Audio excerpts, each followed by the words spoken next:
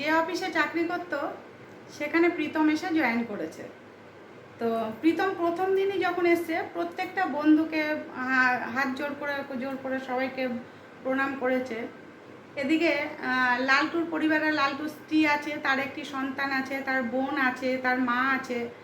আর প্রীতম বিয়ে করেছে, তার পরিবার আছে, কিন্তু সে দেশের বাড়িতে থাকে। আর প্রীতম চাকরি সূত্রে যেহেতু এখানে ট্রান্সফার হয়েছে, সেজন্য সে একটা ঘর ভাড়া নিয়ে ওই অফিসে চাকরি যোগ দিয়েছে।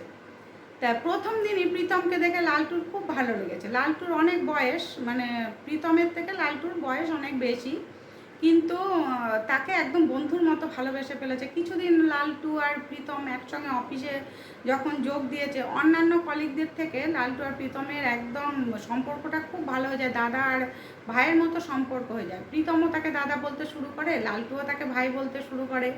তা এই করে করে লালটু মাঝে মাঝেই তাদের বাড়িতে যেত, প্রীতমের বাড়িতে যেত, মানে প্রীতম যে বাড়িতে ভাড়া থাকতো।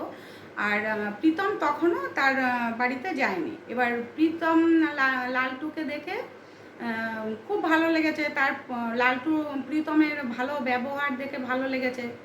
তো এইরকম করতে করতে তারা বেশ যাওয়া আসা শুরু করলো। প্রীতম মাঝে মাঝেই লালটুর বাড়ি যেত। তারপরে লালটু যখন তার টিফিন নিয়ে আসতো, তার সেই খাবার একসঙ্গে ভাগ করে খেত।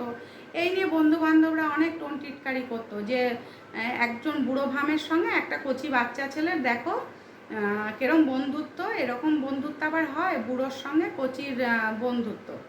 তো তখন তারা বলেছিল যে বন্ধুত্বের কোনো বয়স হয় না, ভালোবাসাটাই হচ্ছে সবথেকে বড় কথা।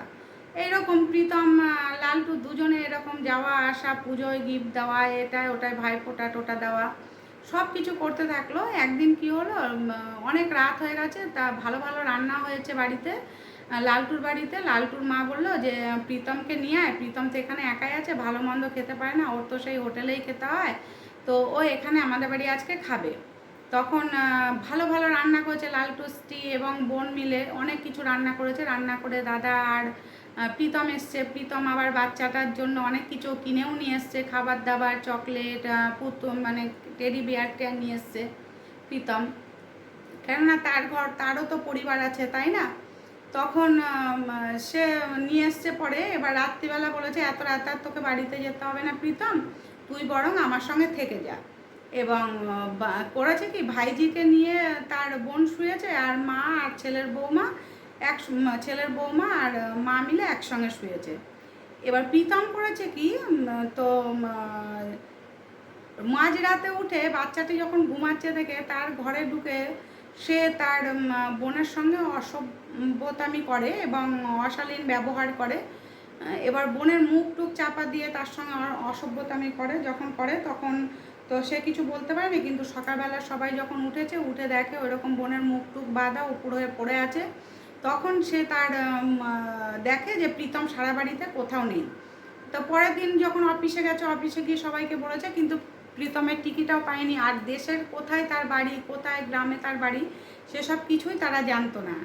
কিন্তু তা খোঁজ খবর নিয়ে, অফিসের তো তার ঠিকানা আছে, সেই সব খোঁজ খবর নিয়ে তার বাড়িতে যাওয়া হয় এবং তাকে পুলিশের হাতে তুলে দেওয়া হয় যে এরকম অসভ্যের মতো ব্যবহার করেছে। আর সবাই তাকে লালটুকে অনেক টোন টিটকারি করছে যে কাউকে না জেনে শুনে তুমি এত ভালো ব্যবহার করে মানুষের ওপরটা দেখে বিচার করে তুমি তোমার একজন বয়স্ক বোন ঘরে আছে, তুমি তাকে বাড়িতে নিয়ে রাখতে শুরু করলে, এটা তো তুমি ঠিক করনি। ও তো অন্যায় অবশ্যই করেছে লালটু, তুমিও অনেক অন্যায় করেছো।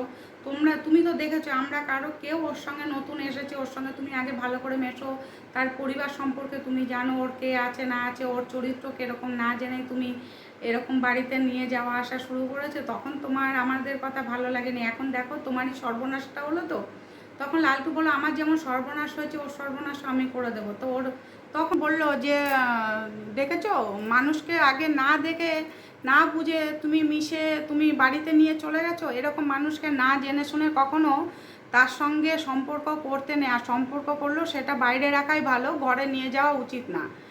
লালটু তো খুবই ভুল করেছো জীবনে, তুমি যেটা ভুল করেছো সেটা তোমার ভুলের প্রায়শ্চিত্ত তো তোমাকে করতেই হবে।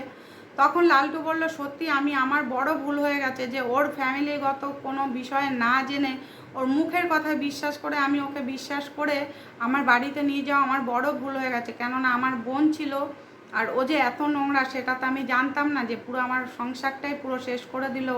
ওর তো ব্যবস্থা আমি করবই। তারপরে তো পুলিশ ওকে ধরে নিয়ে গেল। প্রীতম শেষমেশ বুঝতে পারলেও তখন আর প্রীতমের কিছু করার ছিল না, কেননা তার যা শেষ হওয়ার তো শেষ হয়ে গেছে।